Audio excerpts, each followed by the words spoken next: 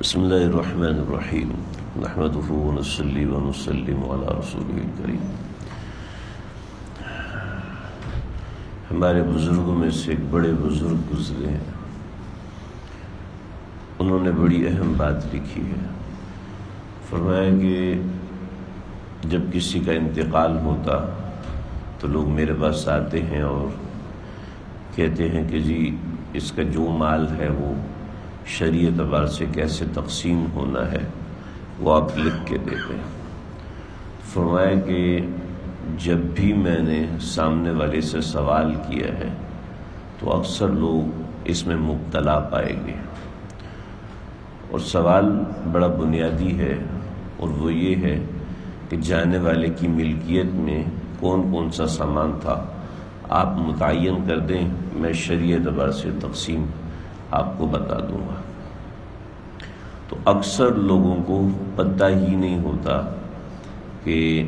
فلاں مال کس کی ملکیت ہے۔ گھر میں رکھا ہوا فریج ہے، گھر میں رکھا ہوا دوسرا سامان ہے، گاڑی ہے اور گھر کی چیزیں ہیں، یہ کس کی ملکیت میں ہے۔ یہ بڑی اہم بات ہے، بڑی اہم ضرورت ہے۔ نبی اکرم صلی اللہ علیہ وسلم کا ارشاد ہے، آپ نے فرمایا کہ کسی کا کوئی مال کا معاملہ ہے تو اس کے اوپر 2 راتیں نہیں گزرنی چاہیے سوائے اس کے کہ وہ وصیت لکھے ہوئے ہو۔ یعنی وصیت لکھنا ضروری ہے، میرے ذمے کتنا قرض ہے، یا میں نے فلاں فلاں کے اتنے پیسے لینے ہیں اور فلاں تاریخ کو لینے ہیں، میں نے اپنے پیسے اس جگہ پر انویسٹ کیے ہوئے ہیں، میرے پیسے فلاں فلاں کے ذمے ہیں، یہ چیز یہ گھر میری ملکیت ہے یا میری بیٹی کی ملکیت ہے یا میرے بیٹے کی ملکیت ہے۔ بہت سے لوگ عام طور پہ یہ غلط فہمی میں رہتے ہیں کہ فلاں گھر میں نے اپنے بیٹے کے نام کر دیا ہے تو وہ اس کی ملکیت ہو گیا،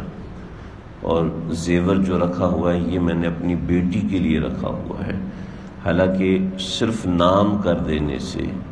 یعنی کاغذوں میں نام کر دیا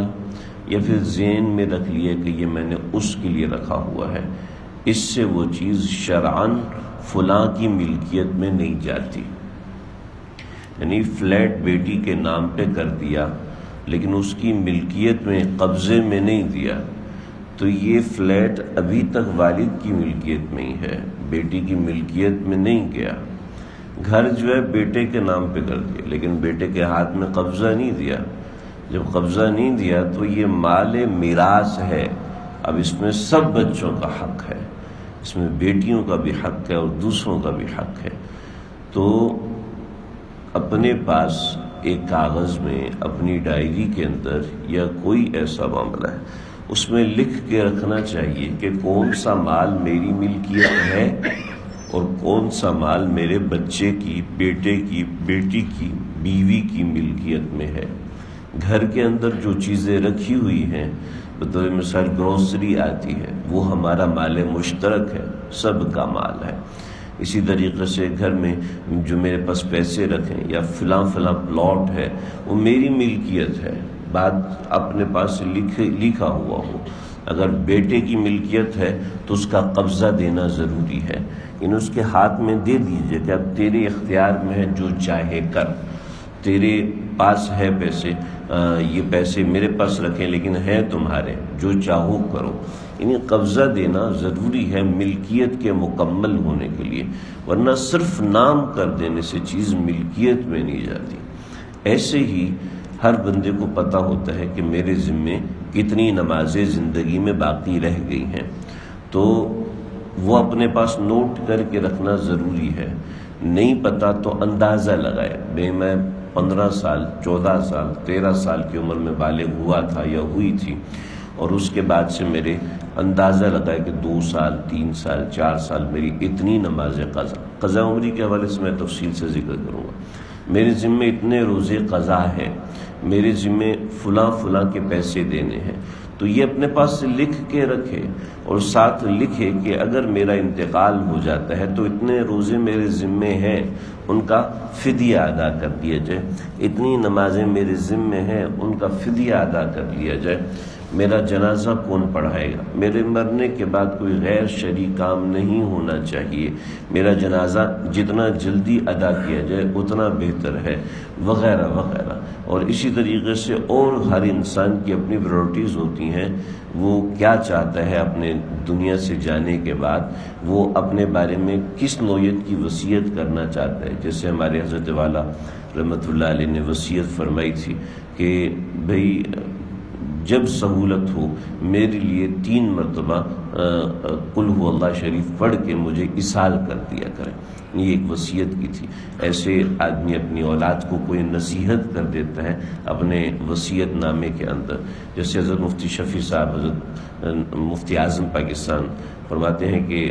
مفتی تقی عثمانی صاحب فرماتے ہیں کہ میرے والد صاحب مفتی اعظم پاکستان نے مجھے نصیحت فرمائی کہ بیٹا سب لوگ بھول جاتے ہیں، سب لوگ بھول جاتے ہیں، لیکن تجھے نصیحت کرتا ہوں کہ اتنا جلدی نہ بھول جانا۔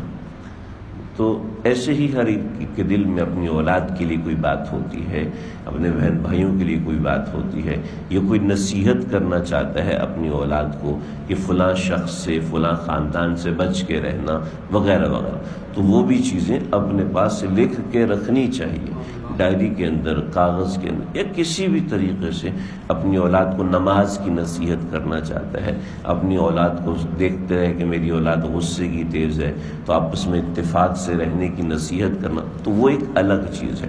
لیکن شرعی اعتبار سے جو چیزیں ملکیت میں ہیں ان کو اصل میں بتانا ضروری ہے کہ جی یہ میری ملکیت ہے اور یہ میری ملکیت نہیں ہے، اس کو واضح کر دینا چاہیے۔ تو وصیت نامہ لکھنے کی اہمیت ہے، ضرورت ہے، اور کوشش کیا جائے کہ کوئی ایک دن ایک رات ایسی نہ گزرے کہ جس میں وصیت نہ لکھی ہوئی ہو، اور اس میں ان سب چیزوں کا دھیان رکھنا نہایت ضروری ہے۔ موٹی موٹی چیزیں میں نے آپ کے سامنے ذکر کی ہیں، اللہ تعالیٰ سمجھنے کی توفیق عطا فرمائے۔ بسم اللہ الرحمن الرحیم۔